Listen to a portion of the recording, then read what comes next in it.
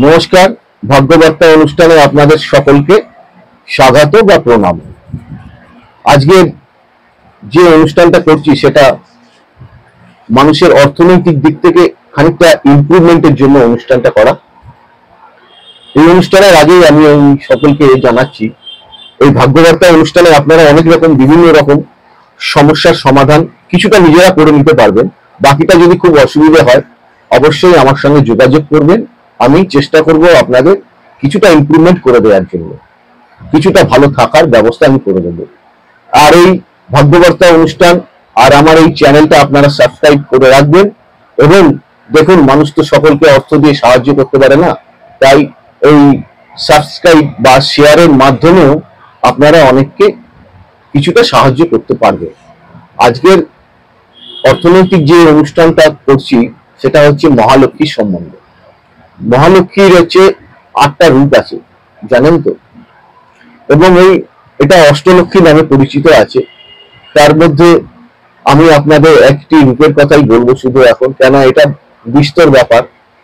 এই বিস্তর ব্যাপার জানতে গেলে আপনাদের অনুষ্ঠানগুলো দেখে যেতে হবে। আর প্রথম কথা হচ্ছে, আমার এই কথা যদি আপনাদের ভালো লাগে, কিছুটা মেনে যদি চলতে পারেন, তাহলে অবশ্যই আপনারা আপনাদের জীবনের কিছুটা উন্নতি সাধন করতে পারবেন। প্রথমে আমি লক্ষ্মীর বীজ সম্বন্ধে বলছি। লক্ষ্মীর বীজ তো আলাদা, শুধু লক্ষ্মীর বীজ বলছি। লক্ষ্মীর বীজ হচ্ছে শ্রীং, তার আগে কি যোগ করবেন? ওম। ওম শ্রীং, আবার পরে দেবেন ওম। এটা হচ্ছে দ্বিভুজা লক্ষ্মী, মানে 2 হাত বাহু লক্ষ্মীর বীজের কথা বললাম। এখানে আপনারা শ্রীং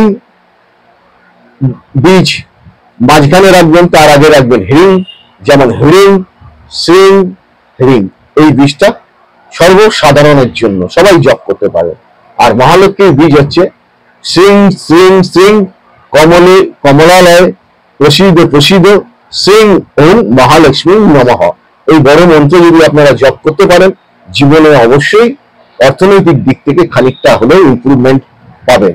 আজকে এই যে মহালক্ষ্মীর একটা স্তোত্র আপনাদের আমি শোনাচ্ছি, এইটা যদি একবার, দুবার, তিনবার, মানে এক কালম, দ্বিতীয় কালম, তিন কালম যদি আপনারা পাঠ করতে পারেন, আজকে যে পজিশন হয়েছে সেই পজিশন থেকে খানিকটা আপনারা ভালো থাকবেন। তবে সবাই কিন্তু ইমপ্রুভমেন্ট নাও পেতে পারেন। তার কারণ হচ্ছে সবাই ভাগ্যের দশা, ভাগ্যপতি এবং আপনার দশমপতি, কর্মপতি, এগুলো কিন্তু আলাদা আলাদা। সবার ক্ষেত্রে কিন্তু এক জিনিস নয়। মন্ত্র সবার জন্য কিন্তু এক নয়, এটা মনে রাখবেন।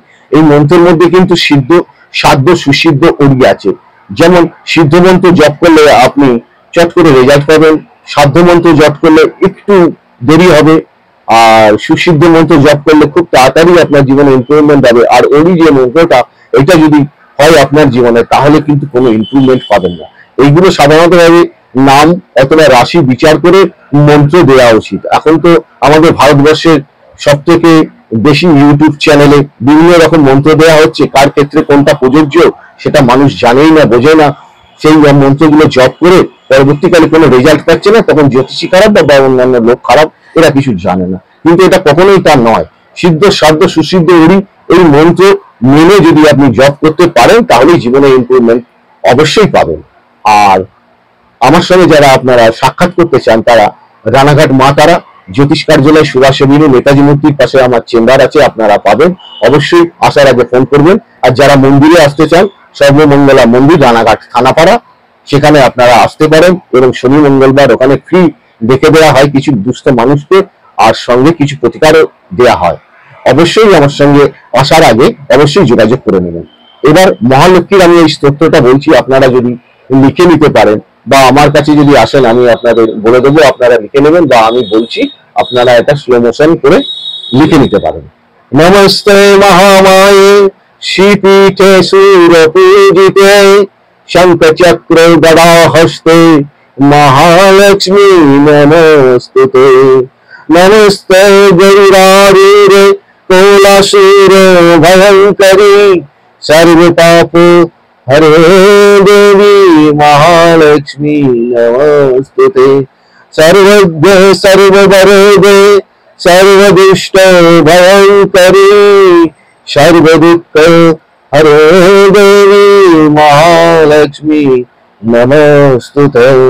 सिद्धि बुद्धि प्रदे देवी मुक्ति मुक्ति प्रदायिनी मंत्रमूर्ते सदा देवी महालक्ष्मी नमोस्तुते।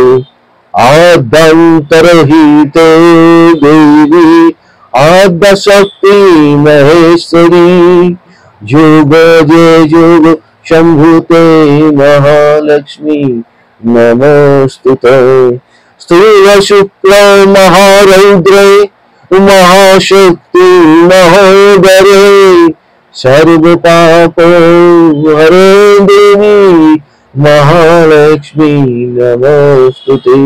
पद्मस्थल स्थित देवी परब्रह्म स्वरूपिणी परमेश्वरी जगत माता महालक्ष्मी नमोस्तुते। श्वेतांबरधरे देवी नानालंकार भूषितां जगत स्थिते जगत माता महालक्ष्मी नमोस्तुते। जगत स्थिते जगत माता महालक्ष्मी नमोस्तुते।